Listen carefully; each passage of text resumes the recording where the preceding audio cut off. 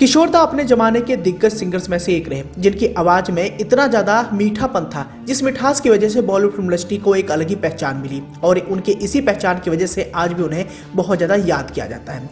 किशोर कुमार सिर्फ एक अच्छे गायक होने के नाते इतने ज्यादा फेमस नहीं हुए, बल्कि वो खुश मिजाज इंसान भी थे और अपने साथियों के साथ खूब मजाक भी क्या करते थे। लेकिन उनका यही एक मजाक उस जमाने के एक दिग्गज कलाकार से करना भारी पड़ गया था और ये दिग्गज कलाकार कोई और नहीं बल्कि प्राण साहब थे। कैसे प्राण साहब के साथ किशोर दा मजाक करते हैं, लेकिन उनका ये मजाक उन पर ही भारी पड़ जाता है। बताया जाता है कि किशोर दा के साथ रहते रहते फिल्मों में सीरियस किरदार निभाने वाले प्राण साहब भी उनकी तरह बर्ताव करने लगे थे, पर एक बार किशोर कुमार का मजाकिया स्वभाव उन पर ही भारी पड़ गया था। होता यूं है कि प्राण साहब ने एक फाइट सीन के दौरान किशोर कुमार को जोरदार घूंसा मार दिया था।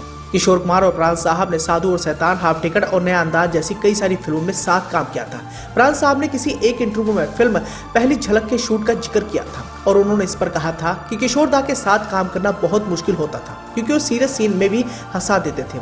उन्हें खुशामद करनी पड़ती थी कि भाई ये सीरियस सीन है, भगवान के लिए कुछ देर के लिए सीरियस हो जा। प्राण साहब आगे कहते हैं कि फिल्म पहली झलक में एक सीन था जिसमें मैं और मेरी उनकी फाइट होती है। मैंने उनके पेट पर मुक्का मार दिया था। मैं जैसे ही उनके पेट में मुक्का मारूं तो वो उफ करने की बजाय हंसने लगते थे।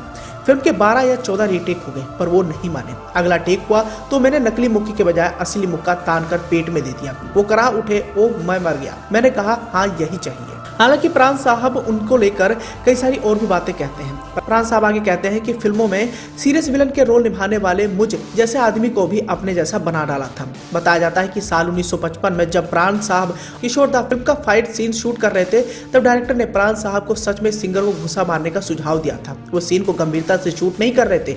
बताना चाहेंगे कि प्राण साहब का पूरा नाम प्राण किशन सिंकर था, जिनका जन्म 12 फरवरी 1990 को दिल्ली में हुआ था।